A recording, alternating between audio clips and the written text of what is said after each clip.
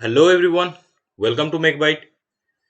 तो इससे पहले हमने प्योर सब्सटेंसेस का जो टीएस डायग्राम है वो इसका पिछला लेक्चर में देख चुका था। तो ये इसका दूसरा लेक्चर है और इसमें हम क्या क्या देखेंगे। इसमें हम देखेंगे पीवी डायग्राम, वही सेम प्रॉपर्टीज ही देखेंगे प्योर सब्सटेंसेस का ही। पीटी डायग्राम देखेंगे, एचएस डायग्राम देखेंगे जिसे हम मोलियर डायग्राम से भी पहचानते हैं, और उसके साथ साथ देखेंगे क्लॉसियस क्लैपेरॉन इक्वेशन। ये हम डेवलप करेंगे यहाँ पर, जो जहां से गेट में बहुत ज्यादा सवाल आता है, मतलब बहुत ज्यादा नहीं, मतलब बीच बीच में एक आध बार आया है, और ईएस में भी इसके बारे में मतलब यहाँ से सवाल आता है। तो आगे बढ़ते हैं। PV diagram. अब पीवी डायग्राम, यहाँ पर ये जो वी है ये स्मॉल वी है, मतलब स्पेसिफिक वॉल्यूम। क्यों? यहाँ पर हमारा जो चैप्टर है प्रॉपर्टीज ऑफ प्योर सब्सटेंस, यहाँ पर जितना भी हमारा एक्सटेंसिव प्रॉपर्टी है वो सारा हम स्पेसिफिक टर्म लेके ही मतलब कैलकुलेट करेंगे। तो यहाँ पर पीवी डायग्राम कैसा बनता है? टीएस डायग्राम में जो चीज यूनिफॉर्म था वो यहाँ पर ये जो सैचुरेटेड लिक्विड लाइन है ये स्टीपर होगा compare to saturated vapour line. तो यहाँ पर इसका जो इक्वेशन होगा वो भी लिख देता हूं, dp by dv for liquid is greater than dp by dv for vapour, या फिर vg होता है। अगर मैं एक कांस्टेंट प्रेशर लाइन अगर यहाँ पर मैं बनाता हूं तो ये सीधा बन जाएगा। जैसे last time constant pressure line कैसा बना था, अगर ये मेरा टीएस डायग्राम है और ऐसे अगर ये डोम शेप था तो यहाँ पर टीएस डायग्राम में कांस्टेंट प्रेशर लाइन कुछ ऐसा दिखता था,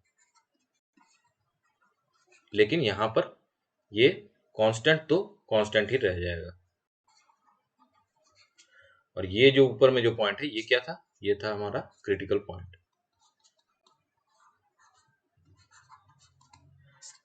तो हमने पीवी डायग्राम समझ लिया। अब आगे बढ़ते हैं, आगे बनाते हैं पीटी डायग्राम। तो वही सेम चीज जैसे पिछला में मैं यहाँ पर लिखना भूल गया हूं, ये क्या था? लिक्विड रीजन, ये था वेपर रीजन, और यहाँ पर क्या रहता है? Liquid plus vapour. और यहाँ पर ये जितना भी लाइंस था ये था मेरा ड्राइनेस फ्रैक्शन वाला लाइन। जैसे कि यहाँ पर था मेरा x इज इक्वल टू 0, तो यहाँ पर क्या था? 0.2, 0.4, 0.6, 0.81, ये मेरा ड्राइनेस फ्रैक्शन का लाइन बन गया।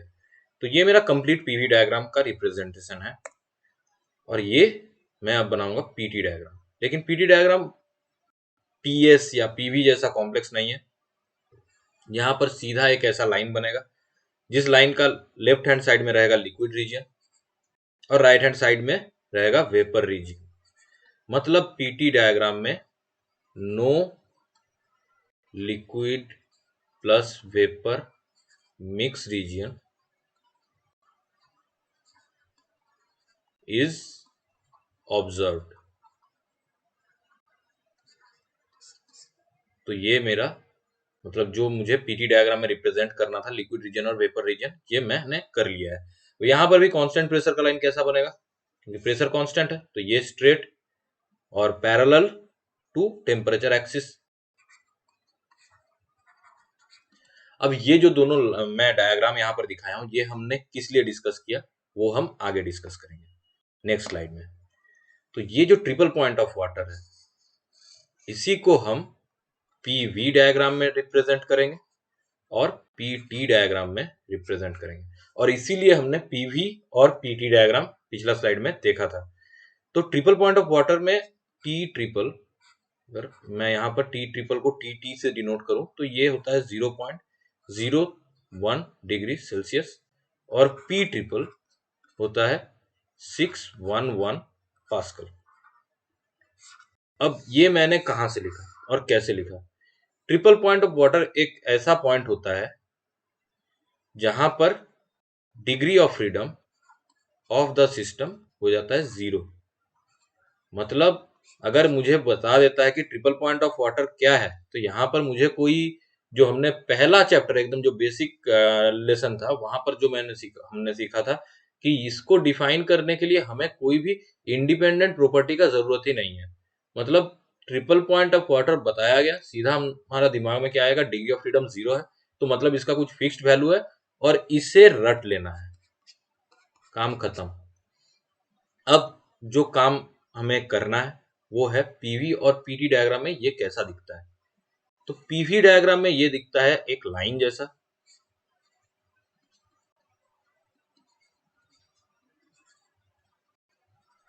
और पीटी डायग्राम में ये दिखेगा एक पॉइंट जैसा।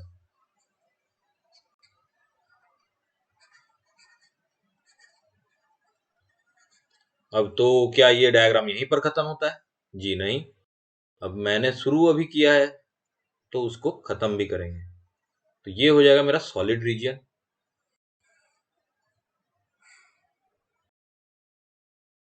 ये बन जाएगा मेरा लिक्विड रीजन, और ये बन जाएगा वेपर रीजन।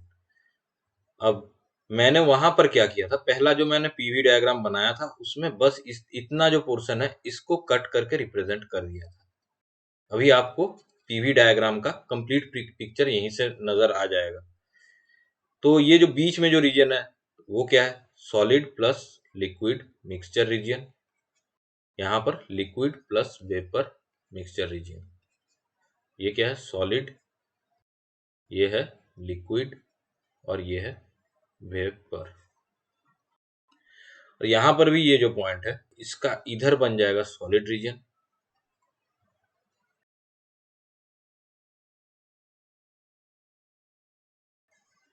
यहां पर बनेगा लिक्विड रीजन, और यहां पर बनेगा वेपर रीजन। ये जो पॉइंट है, ये जो मैंने डॉटेड लाइन ड्रॉ किया है, यहां से ये लाइन एक मतलब याद रखना है बस for just for general knowledge. तो यहाँ ये है सॉलिड टू लिक्विड ट्रांजिशन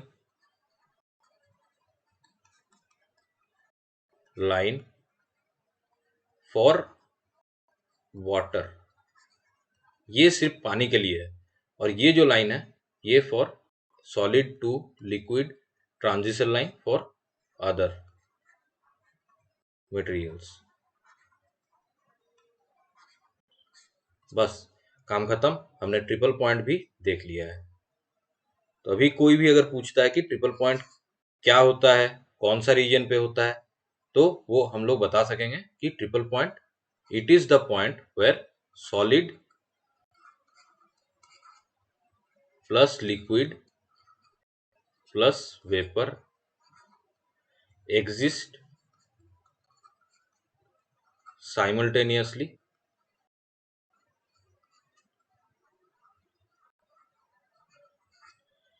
तो ये कुछ मतलब सिस्टम का कुछ ऐसा प्रॉपर्टी बन जाता है कि ट्रिपल पॉइंट में सॉलिड लिक्विड और वेपर तीनों एक साथ एग्जिस्ट करता है। अब बढ़ते हैं आगे। अब आ जाता है एच डायग्राम। इस डायग्राम को हम और एक दूसरा नाम से भी जानते हैं, वो है मोलियर।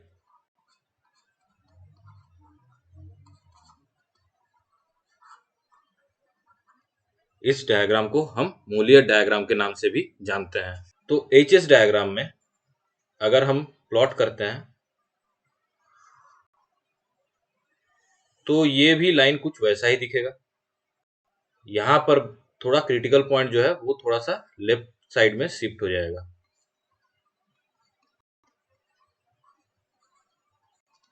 और यहाँ पर जो प्रेशर लाइंस होता है, कांस्टेंट प्रेशर लाइन, जैसे वहां पर था स्ट्रेट था, यहाँ पर स्ट्रेट नहीं होगा, यहाँ पर पैरेलल होगा लेकिन विथ सम इंक्लिनेशन। यहाँ पर क्या है, लिक्विड, यहाँ पर है वेपर। तो यहाँ पर लिक्विड लाइन जब ये मिक्स रीजन में है तो ये P1 ये P2 लाइन, दोनों जो लाइन है मिक्स रीजन में लिक्विड प्लस वेपर का, वहां पर तो ये है पैरेलल। लेकिन जब ये आगे बढ़ जाए, इससे थोड़ा सा आगे बढ़ेंगे, मतलब जब हम कंप्लीटली वेपर रीजन में जब हम एंटर करेंगे तो ये लाइन हो जाएगा डाइवर्जिंग। तो ये क्या था, पैरेलल, यहां पर क्या हो जाएगा, डाइवर्जिंग।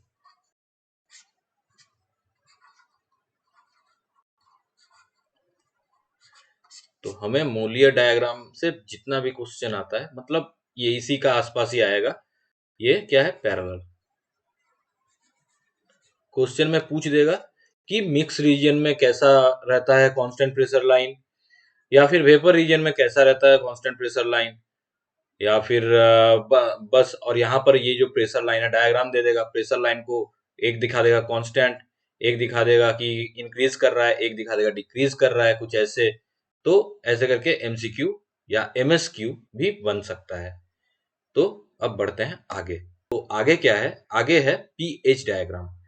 अब पीएच डायग्राम कहाँ काम आता है? पीएच डायग्राम हमारा पूरा काम आ जाएगा आरएससी में, refrigeration and air conditioning. PH diagram कुछ ऐसा दिखता है। इसमें क्रिटिकल पॉइंट थोड़ा सा राइट साइड की तरफ शिफ्ट हो जाता है।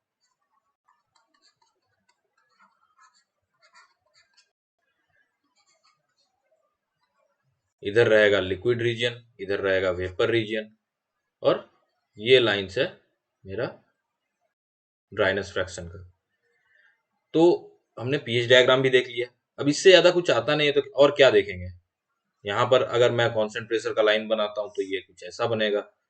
आइसेंट्रोपिक प्रोसेस का मैं लाइन बनाऊंगा तो कुछ ऐसा बनेगा।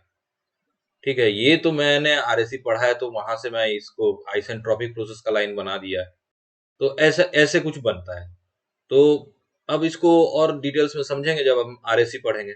अब आ जाते हैं नेक्स्ट इंपॉर्टेंट टॉपिक, वो है क्लॉसियस क्लैपेरॉन्स इक्वेशन। इस इक्वेशन में हम क्या करेंगे? Del P by del T is equal to del S by del V. ये जो इक्वेशन है, इसको क्या करेंगे? एक्सपैंड करेंगे, और यहां से हम धीरे धीरे क्लॉसियस क्लैपेरॉन्स इक्वेशन को निकालेंगे। तो ये डेल पी डेल टी जो है, ये बनेगा मेरा कांस्टेंट स्पेसिफिक वॉल्यूम, और ये बनेगा कांस्टेंट टेम्परेचर में। तो इसको हम पी टी, ये जो है, इसके साथ कोई छेड़खानी नहीं करेंगे, इसको एज इट इज ऐसे ही रहने देंगे। और हम जो भी हमारा कैलकुलेशन हम करेंगे, वो करेंगे हमारा जो RHS है इसके साथ। तो ये क्या हो जाएगा? Del P by del T at constant V. अब del S by del V, इसको हम कैसे लिख सकते हैं? यहां पर मैं थोड़ा सा रफ कर लेता हूं। तो एस इज इक्वल टू क्या होता है? क्यू बाई टी, और क्यू को हम एंथैल्पी के टर्म में भी लिख सकते हैं, एच बाई टी। तो ये जो एस है, ये एस हमारा, ये जो मेरा पीटी डायग्राम में जो सैचुरेशन हो रहा था, मतलब from saturated liquid to saturated vapour, उस रीजन को हम यहाँ पर कंसीडर करेंगे।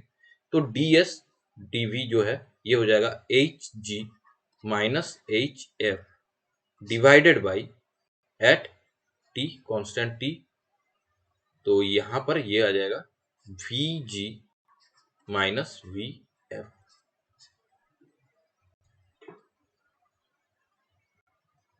अब क्योंकि मैं यहाँ पर सैचुरेशन का टर्म पहले ही मेंशन कर दे रहा हूँ, तो ये हो जाएगा टीएस। क्यों? क्योंकि टीएस सैचुरेशन टेम्परेचर सिंगल होता है, वो तो चेंज नहीं होता है ना। पूरा जब मिक्स रीजन में टेम्परेचर हमारा सेम रहता है, तो यहाँ पर ये आ जाएगा टीएस। अब इसको और एक्सपेंड करेंगे, और एक्सपेंड करके हम क्या देखेंगे?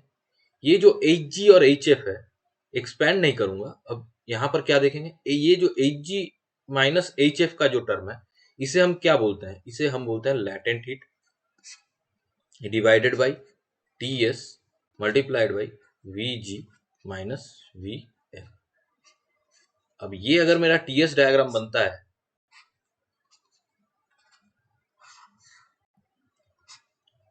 ये क्या है? Liquid line. ये क्या है? जी वाला लाइन। तो यहां पर जो लिक्विड से जो वेपर में कन्वर्ट कर रहा है, वही तो हो गया मेरा लैटेंट हीट।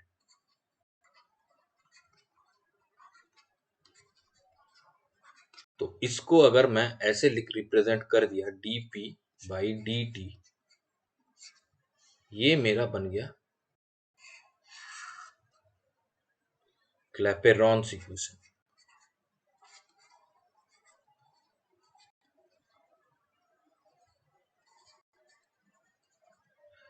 अब क्लैपेरॉन्स इक्वेशन जब हमने डिराइव कर ही लिया है, तो इसको क्या करेंगे? अब हम इसमें क्लॉसियस को भी जोड़ेंगे। हमारा ये जो वेपर होता है उसका स्पेसिफिक वॉल्यूम ज्यादा होता है या जो लिक्विड होता है उसका स्पेसिफिक वॉल्यूम ज्यादा होता है। तो वो अगर हम देखने जाएंगे तो यहाँ पर मैं साइड में लिख देता हूँ Vg, गैस का वॉल्यूम बहुत ज्यादा होता है लिक्विड से।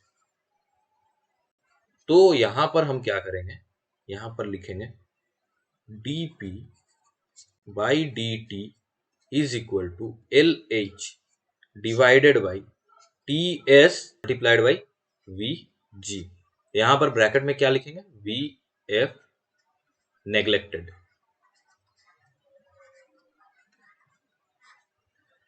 अब यहां पर ये जो Vg है इसको भी हम रिप्लेस करेंगे तो क्या होगा, PS Vg is equal to R TS। हम लिख सकते हैं m यहां पर होता तो m को मैंने क्या किया, यहां पर जो V था उससे डिवाइड कर दिया और यहां पर स्पेसिफिक टर्म लिख लिया। तो यहां से हम लिख सकते हैं कि Vg is equal to R TS divided by PS।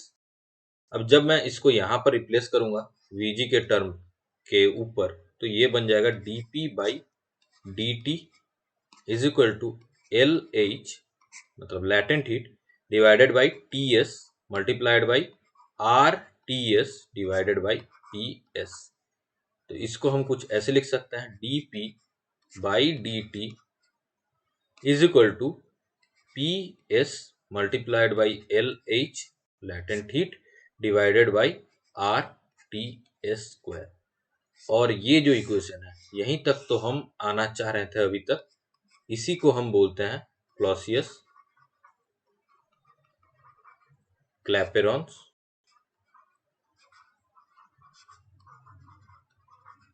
Equation. बस गेम ओवर। अभी तक हमें थर्मोडायनेमिक्स का जितना भी देखना था वो सब हमने देख चुका है, और कुछ कुछ एक आध छोटा सा टॉपिक जो बचा हुआ है उसको मैं बाद में इसी जो कोर्स है ये यही जो प्लेलिस्ट है इसमें ऐड करता जाऊंगा। लेकिन हमारा जितना भी PSU का या फिर गेट ESE का मैक्सिमम सवाल मतलब 70 to 80% सवाल यहीं से आ जाएगा। तो ये जो मतलब इसका नेक्स्ट सब्जेक्ट मैं जो शुरू करूंगा वो रहेगा RAC refrigeration and air conditioning. और ये जो थर्मोडायनामिक्स का लेक्चर है इसे यहीं पर खत्म करता है। बस अब अगर कहीं पर कुछ एक्स्ट्रा लेक्चर का जरूरत हुआ तो कोई भी वीडियो पे आप कमेंट करके बता दीजिए, उसको मैं अलग से इसमें इंक्लूड कर दूंगा। तो मिलते हैं नेक्स्ट लेक्चर में। Thank you.